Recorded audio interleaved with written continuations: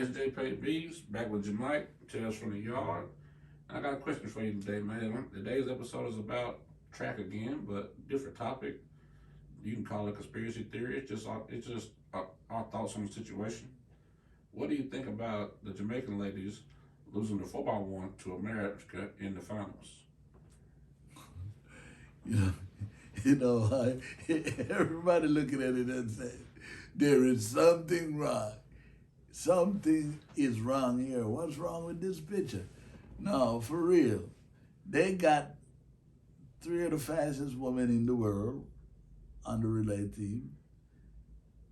They got the fastest woman alive, and they still end up losing the 4x1 finals at the World Games. Incredible. Most people think it's rigged. Something went wrong. What do I think? I'm not sure, but it sure looks suspicious. Don't it look that way to you? Why was she hesitating with the baton? These are professionals, they do this all the time. Why was she hesitating to pass the baton? And then it was done by one of the veterans. The mistake was made by Elaine Thompson, the fastest woman alive and one of the veterans on the team. She the one that made the mistake.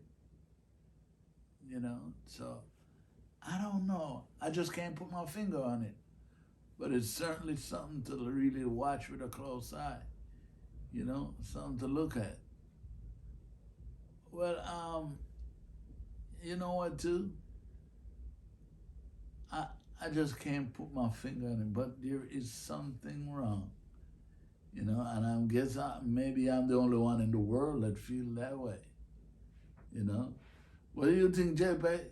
Man, I think that is outrageous that the American girls was able to beat them. I think it's amazing. I think it's remarkable. I think they made history. Yeah. I don't know how they did it, man. I think Elaine Thompson is the not arguably, unarguably the fastest lady on earth.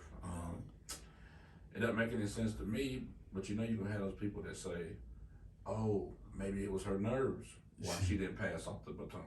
Yeah, but not her though. Not Elaine, because guess what? Elaine is a seasoned veteran. She and Shelley and Fraser are veterans in the business, and they got the fastest woman alive and the second fastest woman alive on the team. You understand? That track season, they done the fastest times in the world also. So I just can't understand it. What went wrong? Do you think that They say you gotta get the baton around, but they got it around. I just don't know what happened. do you think that in this day and age, with all the social media and all the publications and the blogs speaking on everything, And all the sophistication. do you still think that a bribe could be taken without anybody finding out? One thing I learned in life, never say never. True. Never say never. True. Things always find a way to happen. And it happened. So I don't know, man. It's kind of weird though. It's kind of weird. I don't want to blatantly go out and say it was rigged, but it certainly looked funny to me, if you ask me. Has this happened in the past? Have you been sitting down at your house, watching the track or watching it live and seen something that you just made your jaw drop? Like, is this the first instance that you really noticed that was a... Well, I've seen some weird things happen, right? And then, as you know, they say it's to get the baton around the field, 400 meters. It doesn't necessarily mean you have the fastest team, but you have the most coordinated team. You see that statement right there is kind of like a controversy in its own self. You understand? Because the game is all about speed and coordination. So you both rely on both sides. You understand what I'm saying? they were coordinated to a certain extent, and the speed was there. So I don't know. Why not? Why didn't they come off the first leg leading and and take it from there? I just don't understand it. Something funny about it. Can't put my finger on it, but it certainly look weird to me. Why do you think that Jamaica and America have such a big rivalry?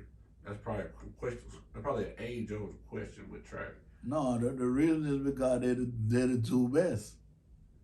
That's true. Okay. They're the two best. And you see, America has dominated the track for a while, but Jamaica been winning gold from back in the 40s. You understand? They're not no newcomer to winning gold. It's just that America have won a lot more.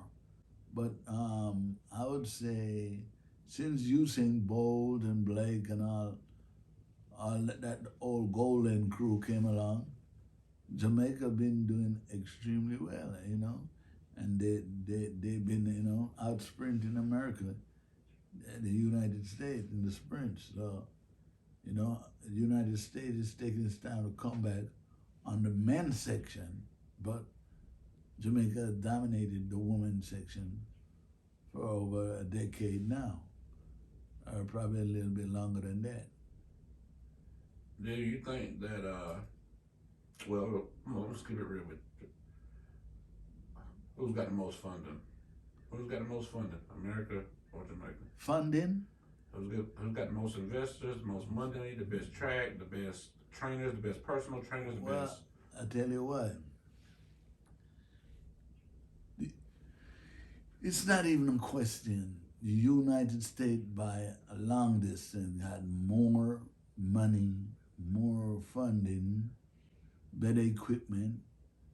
Jamaica ain't got nothing but a little track here and there. Only the national stadium. I mean, the United States got multiple tracks all over the states, in every state, colleges and all that. So how are they competing at a high level? How they competing? Yes, they got art. I guess they got art. That's crazy, man. And they just think they can win and they win. Jamaica has been a sprinting nation for a long while now. You understand? But they're not, I don't say they're not good, but they're not good in the other events. Like the field, they're good in track, but, they just starting to really, getting a little better as far as the field events. But, I mean, that is a question that always gonna puzzle the mind. How does Jamaica do so good on all that limited funding? You know what I'm saying? It's crazy. It's amazing. Yeah. So, Well, should we end it with that then, man? It's been JP Beats, Jamike, Tales from the Yard. We got educated about a little track and field today. Hey, till we see you next time.